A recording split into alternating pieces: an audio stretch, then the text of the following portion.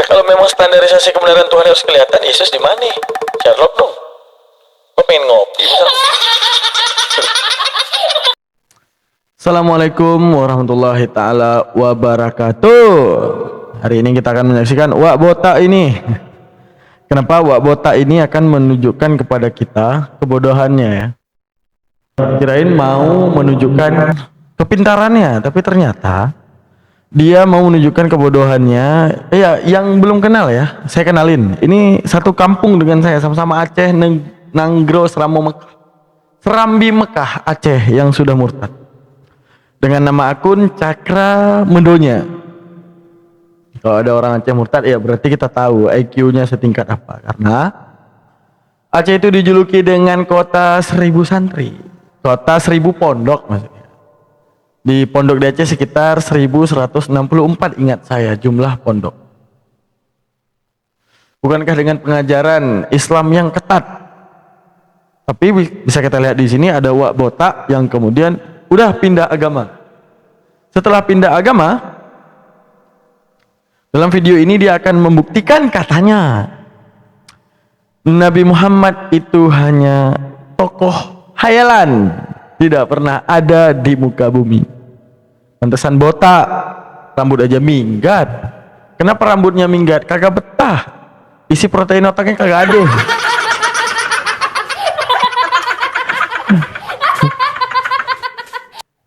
Otaknya kagak ada isi, kagak ada hal yang bisa diserap oleh rambut ya guys, makanya rambut pada minggat gitu.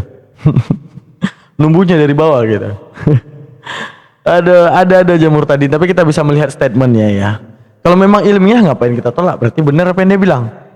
Tapi kalau seandainya tidak ilmiah ya berarti ya wajar dia buta berarti. Sama kayak isi kepalanya yang nggak ada ya sama juga seperti rambutnya yang tidak ada teman-teman ya. Oke, tanpa kita perpanjang ya, mari sama-sama kita saksikan video dari Wak Botak membuktikan Nabi Muhammad itu sosok yang tak pernah ada. Kira-kira Wak Botak mau ngomong apa aja ya guys ya. Oke, mari kita saksikan. Kita buka video kita bersama Almantiki Reaction. Jangan lupa subscribe, like, dan komen. Oke, semoga sehat selalu.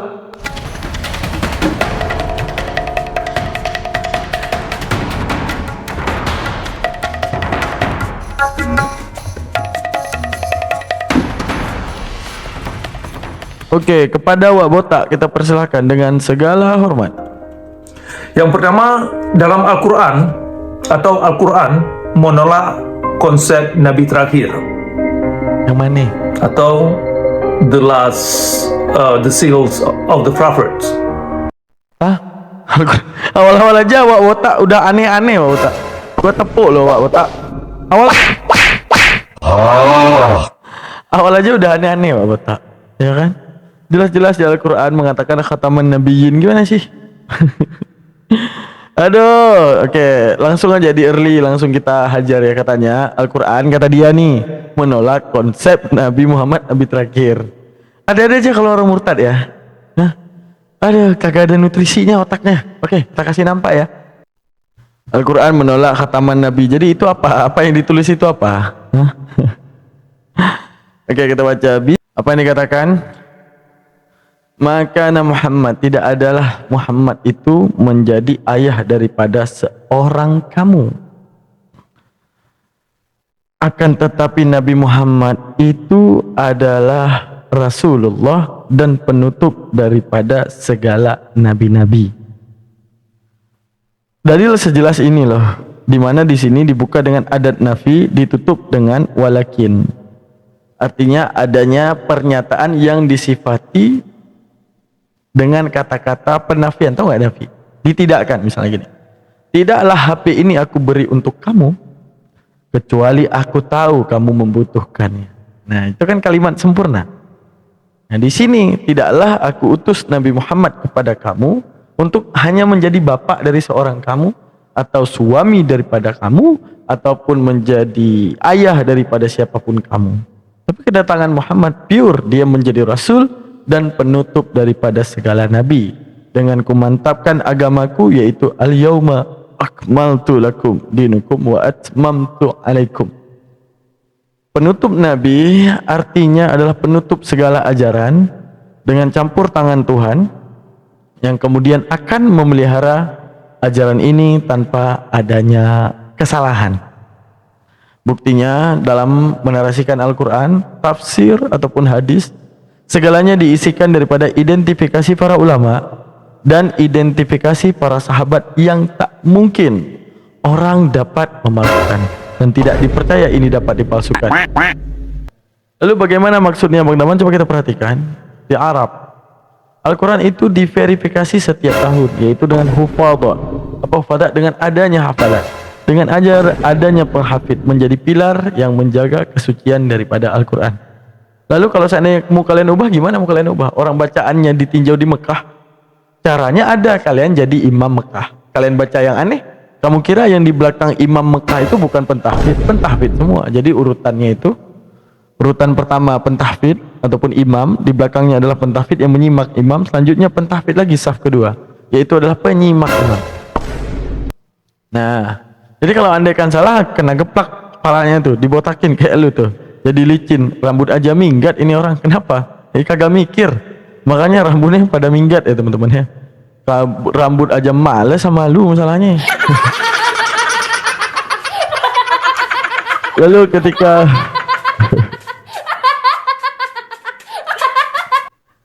ketika dia bilang bahwa Nabi Muhammad fiktif ya, ataupun Nabi Muhammad bahwa Al-Quran menolak Rasulullah sebagai Rasul terakhir, dari mana? Dari mana menolaknya? Itu investigasi kalau ada ketentuan-ketentuan tertentu yang perlu dimengerti oleh manusia, sehingga apapun pernyataan yang keluar dari Allah atau dari Nabi ini harus bisa dievaluasi, harus bisa tes pernyataannya dalam realitas alam. Tidak boleh terbalut dengan dongeng, tidak boleh terbalut dengan konspirasi teori, tidak boleh terbalut dengan hipotesa yang tidak bisa difatwakan dalam alam, tidak boleh terbalut dengan mimpi-mimpi seseorang. Oh iya, berarti dia mau bilang ya bahwa Nabi Muhammad itu tidak boleh adanya narasi bahwa dia adalah dongeng, harus dievaluasi, harus ada realitasnya pada alam. Masalahnya begitu banyak benda yang non realitas di alam namun diyakini ada. Mana contohnya Bang Daman? Manis, asam, asin, rame rasanya. Nah, masalahnya di alam kan nggak kelihatan. Emang yang kalian lihat manis? Bukan. Yang kalian lihat gula. Yang kalian lihat apa? Belimbing. Emang asam ada? Nggak ada. Tapi semuanya terjadi karena eksperiensi. Apa itu eksperiensi? Tinjauan ataupun faktor kebiasaan daripada indera perasa. Saat kemudian dia merasakan manis, saat dia merasakan asam, pahit, pedas, hambar, disitulah dia dapat membedakan, oh ini manis, kan gitu. Jadi adanya manis itu karena apa? Eksperiensi. Tujuan untuk membedakan esensi daripada apa yang dirasakan oleh indera perasa. Kan gitu ya. Sama juga seperti Nabi Muhammad dan Allah Subhanahu wa taala. Seakan-akan dia mau bilang bahwa Allah taala itu non realitas karena tidak ada pembuktian realitas yang ada di muka bumi. Berarti syaratnya Tuhan harus kelihatan, maksud loh. Tuhan harus kelihatan. Ya udah, kalau memang standarisasi kebenaran Tuhan harus kelihatan, Yesus di mana? Sherlock dong. Gua pengen ngopi misalnya. Ya kan harus realitas. Realitas itu bukan diomongin tapi dibuktiin. Realitas. Realitas korek ini korek, realitas. Nah, Yesus realitas mana? Oh, pernah ada Bang, bukan realitas. Angan-angan dan cita-cita terhadap realitas. Bahwa ya belum tentu. Bisa jadi ada, bisa jadi tidak. Kan gitu ya. Nah, kalau realitas yang Tuhan yang Anda tuntutkan, bagaimana saya kemudian akan membuktikan sedangkan definisi Tuhan itu tidak mencakupi apapun yang menyerupai dengan makhluknya? Misalnya bertempat, Anda bertanya di mana Tuhan? Gimana saya mau jawab? Sedangkan definisi di mana untuk sesuatu yang bertempat, sedangkan Tuhan tidak membutuhkan tempat, sama seperti makhluk berhajat kepada kata butuh dan membutuhkan terhadap tempat. Definisi Islam, Tuhan maha segalanya. Artinya bahwa Tuhan itu bisa ada tanpa harus menempati tempat, tanpa harus mengambil satu bentuk, tanpa harus punya batasan. Itu definisinya. Sekarang kalau memang tuntutannya realitas, ayo Sherlock, kita ketemu Yesus, ngopi, gue pengen traktir Yesus makan mie Aceh deh, tapi yang pedas biar kepedasan gimana? Gimana? Kalian nggak ada yang mau traktir Yesus kah? Ayo, itu Bang Cakramundonya katanya maunya yang realitas. Ya udah berarti Yesus realitas. Yesus tinggal di mana? Cibubur. Hah? Di mana? Ciamis. Mana? Ada aja murtadin. Kenapa kalian setelah murtad jadi wah pikirannya aneh-aneh semua, pikiran murtadin ya guys ya. Ya udah kita dengar lagi. Murtadin otak kosong ini ngomong apa ya? Oke, itu fondasi yang paling pertama dimengerti. Sama atu lagi dia bilang kan Nabi Muhammad mendapati ilham wahyu juga kadang dari mimpi kan. Dia bilang kebenaran itu nggak boleh berupa mimpi-mimpi. Siapa bilang nggak boleh? Siapa nggak boleh? Kebenaran itu postulat akal, bukan karena mempunyai syarat daripada kebenaran. Maksudnya gimana? Syarat kebenaran kalian harus terpleset dulu misalnya. Nggak bisa. Kebenaran nggak ditinjau dari terplesetnya manusia, ataupun kebenaran dari mimpinya manusia, ataupun tidak bermimpi. Kalau di dalam mimpi, ini aku mimpi, saya bangun, kalian tahu nggak apa? Alpukat itu adalah buah-buahan. Apa? Mimpi saya salah? Enggak. Menunjukkan apa? Mimpi, andaikan narasi daripada menarasikan mimpi ternyata masuk akal, ya ngapain ditolak? Saya mimpi, aku mimpi tadi apa? 1 tambah 1 sama dengan 2. Ya, apa yang harus ditolak? Kebenaran itu postulat akalmu. Dia mau terima nggak narasi ini? Dia mau cerna nggak? Ataupun dia bisa mengambil konklusi ataupun kesimpulan daripada penjabaran ini nggak? Maka itulah yang dinamakan dengan postulat. Kebenaran dan hakikat paling tinggi daripada yang dinamakan benar, yaitu saat bisa dicerna akal dan itu bisa diwujudkan secara global, bukan seperti subjektif seperti Yesus yang disembah, itu subjektif. Ada tulisan dibaca jadi Tuhan, padahal Bang Daman juga bisa jadi Tuhan. Syarat ada bacaan 2000 tahun yang akan datang, Daman pernah ada jadi Tuhan, sama ya kan? Terus tentang keimanan Yesus, coba sampaikan ke Buddha, apa nggak dikencingin pale lo? Iyalah dikencingin. Terus menjual segala sesuatu yang bersifat iman, misalnya apa? Kalian tahu nggak apa? Yesus kami di surga, kagak ada yang percaya, digeplak sama Hindu lo. Nggak percaya Hindunya, lu mau digeplak sama Hindu? Ada pantesan otaknya kosong. Lu bilang Yesus kami di surga, maksud lu di samping Brahmananya gue? Nggak ada yang percaya. Tiap hari gue bilang, jangan jual segala sesuatu yang tak laku. Misalnya kayak Islam mau jual Baitul Hajar Aswad, artinya menjual narasi. Percayalah terhadap Islam, karena kami punya batu yang dari surga. Lah, Hindu kagak percaya coy. Sama kenyataannya. Jadi segala sesuatu yang sifatnya iman, kagak usah so eksis, kagak usah so intelek. Kalau memang yang sifatnya imam, lu mau jual apa? Oh, bahwa Yesus dari surga kagak percaya, masalahnya Hindu Buddha, no. Berarti narasi lu itu sepihak. Rasulullah, segala sesuatu yang datang ilhamnya melalui mimpi. Ya penelitian kita bukan mimpinya, tapi narasinya ngomong apa? Misalnya, dia mimpi. Ternyata Tuhan itu adalah ular piton misalnya. Nah, itu kita tolak. Karena tidak bisa dipostulatkan oleh akal bahwa Tuhan itu adalah ular gitu. Ataupun Tuhan adalah makhluk itu sendiri. Tidak bisa ditoleransi oleh akal. Ya kan? Ya, kayak itulah teman-teman ya. Itulah murtadin. Jadi kebenaran itu mau dari mimpi, kayak misalnya ada anjing tidur mimpi, tapi dia bisa ngomong, paman, iya paman, aku mimpi tadi. Apa mimpi? Lembu adalah anjing. Enggak bisa, itu ditolak. Karena kebenaran itu Nabi Muhammad oke, soal mimpinya berarti dia cuma ada di alam bawah sadarnya. Lalu kemudian dipaparkan, kalau pemaparan daripada Rasulullah itu justru masuk akal, untuk menunjukkan apa? Mimpi ini adalah perwujudan ilham daripada Tuhan yang ingin Nabi Muhammad paham tentang apa yang akan diberitahukan kepada Bani Israel, kepada umat-umatnya nanti. Lalu Nabi Muhammad dibukakan tabir untuk melihat segala pepohonan, untuk melihat bahkan tembus ke surga misalnya. Oke, kita lanjut lagi ya guys ya. Si kepala yang tak punya isi ini, apa saya tekan nih? Apa keluar guys? Lanjut. Woi botak, yang bener lo botak. Bentar. Kayaknya ini posisi yang pas deh. Iya, kayaknya posisi yang pas deh. Kita kasih lo ya sekali aja. Oh, posisi yang pas guys. Oke, mantap bang. Kasih bang. Bagus. Mantap bang. Mantap man. Luar biasa man. Sepak man. Bagus man. Bagus. Luar biasa man ya. Mana tahu dengan tendangan tadi dia bisa paham ya maksud kita.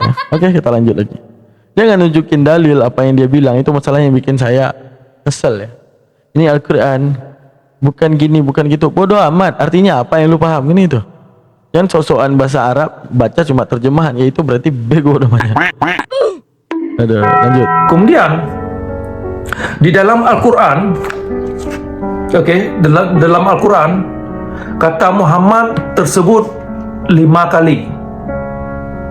Tidak satu pun di antara sebutan nama Muhammad yang ada dalam Al-Quran direferensikan seperti Nabi yang kita dapat dalam kitab hadis, kitab fikih, kitab Asbabun Nuzul dan Sirah Muhammad. Nah, jadi keterangan karakter yang digambarkan oleh Al-Quran sangat bertentangan dengan apa yang kita dapat di dalam kitab hadis atau Ahlus Sunnah, bertolak belakang. Nah, makanya Rasulullah Aswatun Hasanah itu bukan gambaran seperti yang Anda dapat di dalam.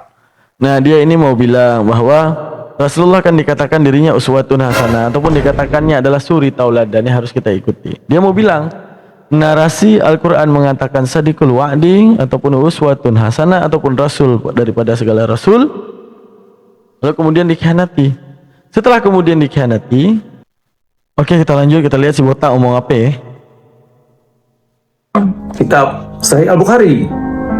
Karena apa yang Anda dapat di dalam kitab hadis Sahih Al-Bukhari ini, perangai-perangai Nabi yang zalim, yang ganas, yang brutal, yang tidak manusiawi, tidak bisa dijadikan sebagai landasan aswatun hasanah. Ya, uswatun hasanah Nabi yang mulia ya. Tapi dibilang dia mengklaim bahwa hadis itu banyak kekejaman yang dilakukan Nabi. Kekejaman yang mana? Kalau lu cuma baca terjemahan, coy, gak usah debat deh. Tunjukkan kata aslinya, mandat hadisnya, apa hukum hadisnya. Terus jabarkan apa yang kamu mau. Kalau kamu emang udah punya standar hukum, ya. Kalau enggak punya standar daripada keilmuan, gak usah coba bahas Al-Quran, kagak laku, itu doang. Karena Al-Quran juga dididik untuk berpikir. Kalau apa yang ditolakkan oleh pikiranmu, maka itu bukan kebenaran. Lanjut. Nah, ini perlu dimengerti sangat nilai yang dikandung oleh kitab hadis. Nah, jadi tidak hanya sekedar membawa klaim bahwa ada dalam Al-Quran Rasulullah aswatun hasanah sebagai slogan. Tidak cukup. Nah, makanya dalam hal ini kita angkat Rasulullah slogan doang, Muhammad Rasulullah slogan doang. Tapi Rasulullah sebenarnya nggak pernah hidup. Kita lihat Pak Tua nih ngomong apa ya. ke permukaan. Kepalanya botak, di sini ada bulu, kayak titit. Kayak titit nih orang, kayak titit.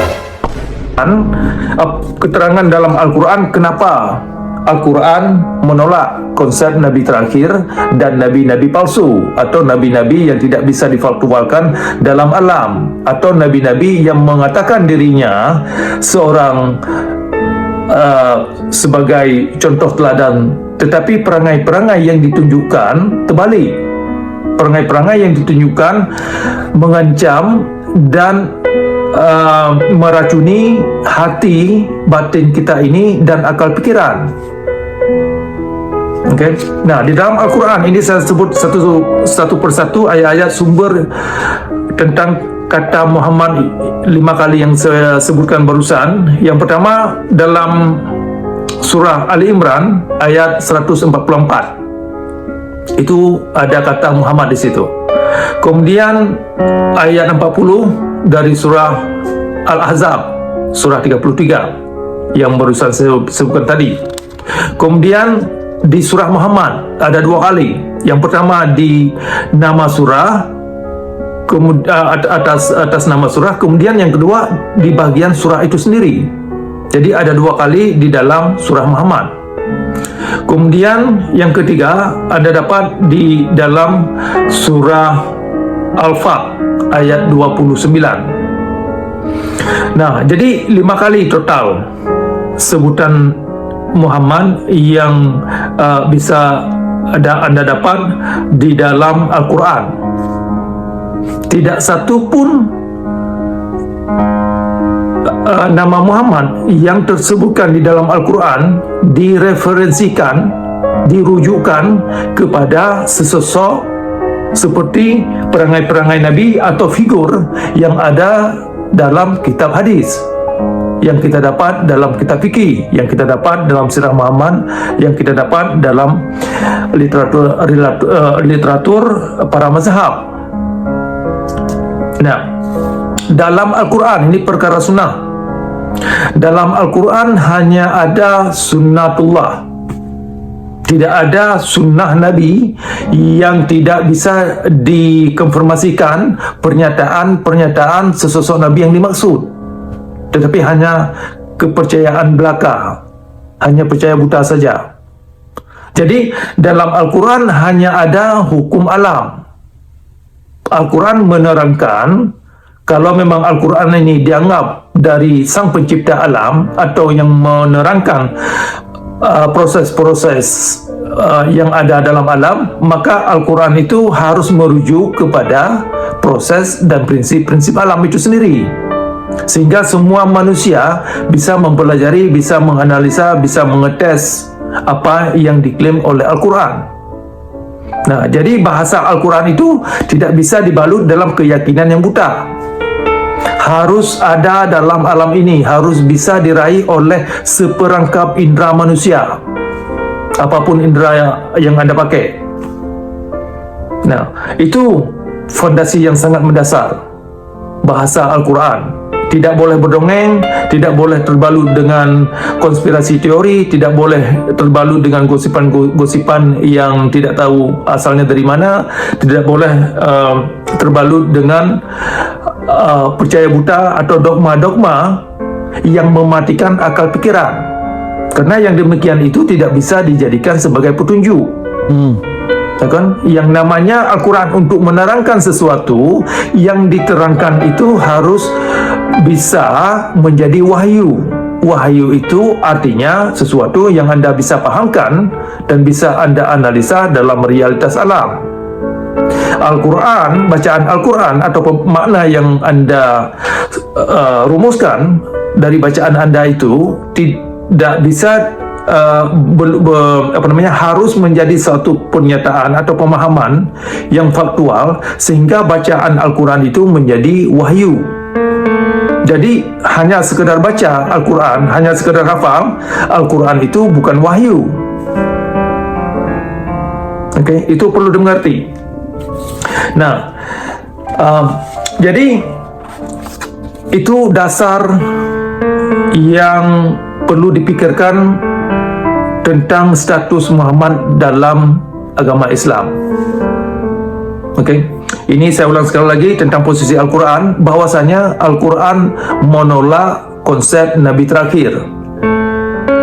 Artinya, Nabi yang ada di dalam Islam itu bukanlah Nabi yang bisa difaktualkan. Artinya Nabi fiksi, hanya figur fiktif, hanya figur dari bahan teori atau imajinasi seseorang atau sekelompok orang, siapapun yang menciptakan kitab-kitab hadis atau kitab fikih dan sirah Muhammad dan lain-lain. Nah, kemudian tadi saya mengatakan bahwasanya Rasul itu, apa yang Nabi Muhammad dalam Islam, Nabi Muhammad dalam Islam, gimana kemudian yang dia jelaskan ya, itu tidak ada kesinambungannya ya guys ya. Itulah yang kita hadapi daripada di sini ya guys ya. Tidak ada kesinambungannya. Lalu saat kemudian dia menjelaskan Nabi Muhammad itu fiktif, seperti percontohan yang pernah saya kasih nampak. Kalau Nabi Muhammad itu fiktif dengan segala apa yang dia narasikan, maka tugas daripada dia membuktikan kefiktifan itu, kan itu ya? Membuktikan kefiktifan itu dari celah mana? Kan gitu. Sekarang kalau Nabi Muhammad fiktif, berarti apapun yang menjadi jejak arkeologi Nabi Muhammad harus ada pembantah kan gitu ya. Misalnya ini adalah rumah Nabi Muhammad, harus ada arkeologi ataupun pembantah sejarah yang mengatakan bukan, ini bukan daripada Nabi Muhammad kan gitu. Sekarang Masjid Nabawi no, siapa yang bangun? Ya Rasulullah. Kapan Rasulullah bangun? Di atas di eranya, di atas dua tanah anak yatim namanya Sahil dan Suhail, jadilah Masjid Madinah. Sekarang satu aja tulisan yang mengatakan itu bukan Rasulullah yang bangun ada. Enggak ada masalahnya, bre. Enggak ada yang satu pun. Semua meyakini dan semua tahu bahwa itu Rasulullah yang bangun. Lah kalau ada yang bantah, gimana ceritanya? Ada bangunan kagak ada yang bangun. Gimana ceritanya? Ada bangunan kagak ada pemiliknya. Itu kagak ada, horor coy, horor. Ini gimana cara dia berpikir? Makanya murtadin itu otaknya somplak, otaknya aneh, itu modelnya. Tidak ada memberitahukan bahwa Nabi Muhammad itu adalah sesosok. Memang sosok. Makana ahadim mirjalikum, rijalikum, laki-laki, laki bukan sosok, ya sosok. Terus dia menjelaskan lagi apa yang dijelaskan dalam Al-Quran itu beda kali dengan Muhammad menjelaskan hadis. Lah hadis itu perincian, maka segala hukum harus dijabarkan. Misalnya Rasulullah menikahi dengan ini, ya harus ditulis dalam hadis. Rasulullah menikahi dengan ini, dengan relevansi hukum, ya harus tulis dengan hadis. Sehingga fakta ataupun daripada fitnahan yang kemudian dicerna dan kemudian diwujudkan dengan satu frame bahwa Rasulullah itu adalah berlaku negatif, untuk menunjukkan pola pikir Anda akan menjurus bahwa Rasulullah ini fiktif. Mana buktinya? Itu buktinya di Al-Quran bilang dia adalah haswatun hasanah, orang yang berperilaku baik, tapi sedangkan sikapnya tidak baik di dalam hadis. Jadi kontradiksi antara hadis dengan Al-Quran. Ini gimana cara dia berpikir? Sehingga Nabi Muhammad yang diceritakan dalam hadis beda dengan Nabi Muhammad yang diceritakan dalam Al-Quran. Lalu siapa? Ini tuh. Sekarang karena ini semua terjadi teman-teman, karena udah terpancing dan masuk ke dalam frame oten Nabi Muhammad menikahi anak kecil misalnya. Sekarang pernikahan Nabi Muhammad terhadap Aisyah yang dijuluki dengan pernikahan pedofil versi mereka. Pedofil itu kapan ada? Ya zaman sekarang.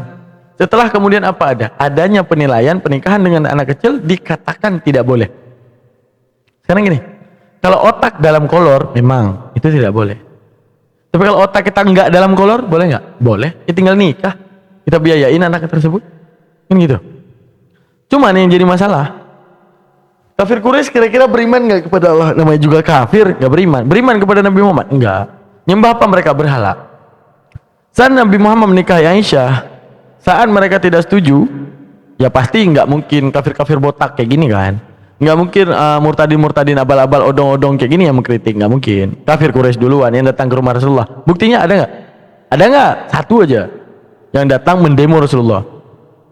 Ya Rasulullah, aku nggak setuju kau nikahi anak kecil. Ada nggak? Nggak ada. Sekarang di era Yahudi adanya Ribka yang dinikahi umur 3 tahun. Itu Ribka dinikahi umur 3 tahun dalam literasi Yahudi. Kalau kami Islam menilai bahwa itu menikahi pedofil kan, nggak ada. Kenapa Islam tidak menilai seperti itu? Gimana kami mau menilai? Sedangkan era di saat Ribka dinikahi di umur 3 tahun kagak ada yang membantah untuk menunjukkan apa? Kacamata kamu hari ini jangan engkau pakaikan ke kacamata orang dahulu. Misalnya kemakan frame Islam ajaran perang misalnya yang diajarkan oleh Rasulullah. Jangan tolol ya, gue bilang. Kenapa jangan tolol? Perang Badar itu murid orang muslim itu 300 orang, Quraisy itu ada 1000 orang. Sekarang kagak ada orang gila, orang mau perang sama 1000 orang kagak ada orang gila. Misalnya lu adalah anak RT 2, lu berjumlah 300 orang, yuk kita serang anak RT 5, berapa? 7000 orang. Gile lu bro, kagak ada yang mau bantu lu, kagak ada yang mau perang sama lu, kan gitu ya teman-teman ya. Kagak ada orang gila yang mau perang. Tapi perang Badar itu adalah perang yang terjadi karena bertahan seadanya. Tiba-tiba mereka menyerang Rasulullah. Dan mereka menyerang Rasulullah, pasukannya ada 300. Ya udah, ini namanya bertahan seadanya. Sehingga apa? Frame daripada oten bahwa Rasulullah itu mengajarkan perang. Padahal bukan. 300 lawan 1000 tidak logik. Dikatakan ayo serang, kagak ada. Tapi apa? Mereka menyerang, bertahan seadanya, dan Rasulullah memenangkan perang gitu. Jadi segala yang dia paparkan menjadi Rasulullah itu tokoh fiktif, tahu nggak apa? Apa yang dikatakan Al-Quran dan dikatakan hadis itu adalah seperti seakan-akan Nabi Muhammad yang berbeda. Nah, Al-Quran cuma bilang Nabi Muhammad itu uswatun hasanah. Dikatakan Al-Quran bahwa dia memiliki sifat yang mulia. Di dalam hadis dijabarkan segalanya. Bagaimana cara memahami hadis? Dengan segala ilmu hadis, bukan dengan framing. Apa itu framing? Rasulullah gini, Rasulullah gitu, yang dipahami oleh oten, sehingga kamu masuk dalam penjabaran tersebut. Sehingga kamu bilang Rasulullah ini, Rasulullah itu, Rasulullah seperti ini, Rasulullah seperti itu. Tapi itu hanya terwujud daripada fitnahan belaka. Kan itu. Pantesan otaknya nggak ada isi. Oke, jazakallah teman-teman. Tadi lagi katanya Al-Quran menolak khataman Nabi, menolak Rasulullah sebagai Rasul penutup. Cot. Oke teman-teman, terima kasih banyak. Jangan lupa subscribe, like, dan komen. Jangan lupa tinggalkan komentar ada di kolom komentar. Terima kasih banyak. Bye. Assalamualaikum warahmatullahi wabarakatuh.